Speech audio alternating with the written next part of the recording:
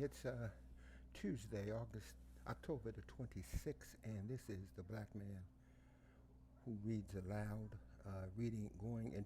continuing my personal journey into the Federal Writers Project, the Alabama slave narratives. Today we're going to do an interview that was given, words of Jake Green, words taken by Ruby Pickens Tart in Livingston, Alabama.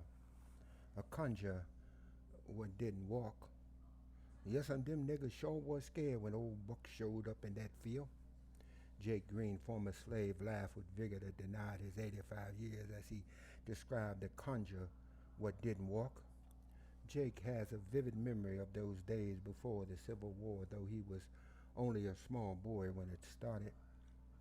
Me and my mother and father belonged to Old Man Lamb Whitefield, just a few miles from Copia, about 10 miles east of Livingston, Alabama. He began. My mother was Molly Whitehead. My father was Dan Whitehead. I don't know nothing about my grandmammy and my grandpappy, but I had a heap of unkies.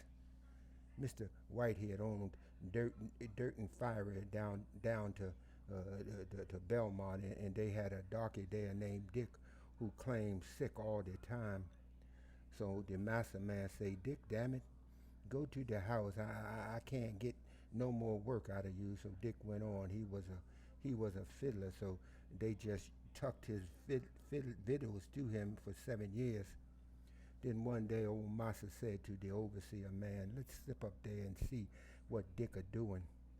So they did, and there sat Dick, fat as he could be, playing and fiddling and singing. Fool my master 17 years, gonna fool him 7 more. Hey, diddle, dee do. About that time, old massa poked his head in the dew and said, damn it, if and you will, come on out there, you black rascal, and go to work. And I ain't never heard of Dick complaining no more. But they wasn't so mean. Sometimes us got whipped, but massa had foreman. He didn't allow nobody to hit, white or black. They was Uncle Arch. He was the main carriage driver. My father, he was the house servant. Uncle Julius, the foreman of the plow hands, and Uncle Edards, the foreman of the hoe hands. Whenever anybody wanted to hire anybody to work for him, the master sent them four out and hired them by day to chop cotton or pick. And them four niggas could chop much cotton in a day as a mule could plow. Whenever they stopped the plow at 12 o'clock, them niggas was right there to lay the hoe handles on the plow, and that's a chopping. All four could pick a bale of cotton a day. Whenever anybody said, Mr. Whitehead, I want a bale of cotton picked today, he send them 4 men, and they'd pick 500 pounds apiece and leave the sun still a running. They was pickers in them days. Of course, they had to begin, and all of us got up for a day. 'Twa'n't nothing strange to be standing in the field by your plow waiting for the sun to come up. Everybody was early risers in them days. They was pretty good to us, but old Mr. Buck Brazzafell, what had a plantation genting us, was so mean to his and that twin't nothing for him to run away. One nigga, Rich Parker, run off one time, and whilst he was gone, he seen a hoodoo man. So when he got back, Mr. Brazzle took sick and stayed sick 2 or 3 weeks.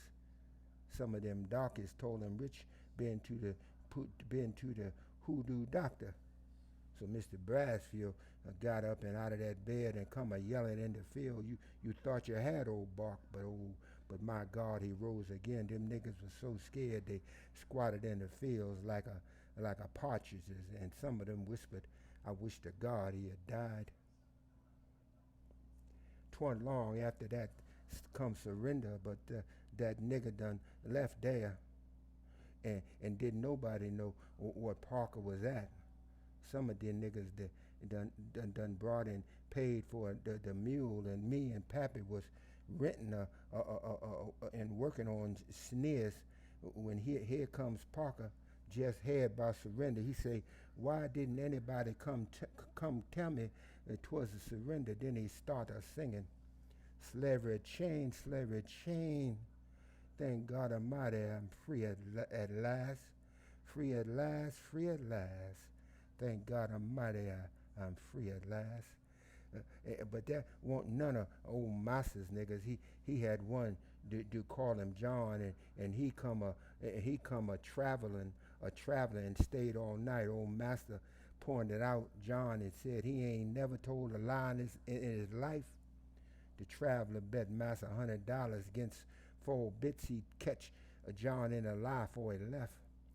Next morning at the table, the mice was pretty bad, so the traveler caught one by the tail and put him inside a clever dish, what was sitting there on the table, and told old master, tell John he could eat something out of every dish after they got through, but that didn't care but that there Kevin lad one, and not to take a cover off, take the cover off it. And John said, no sir, I won't. But John just naturally had to see what was in that dish, so he raised the lid and out hopped the mouse. Then here come old master and asked John if he done what he told him not to do, and John nodded. Then the traveler looked in the dish and the mouse wasn't there, and he said, see there, John been lying to you all the time. You just ain't know it. And I reckon he right cause it got crazy us to lie, caused us to lie. And that is the story of Jake Green on this Tuesday morning, October 26, 2021. Joe Hall, the black man who reads aloud, reading the words of our enslaved ancestors.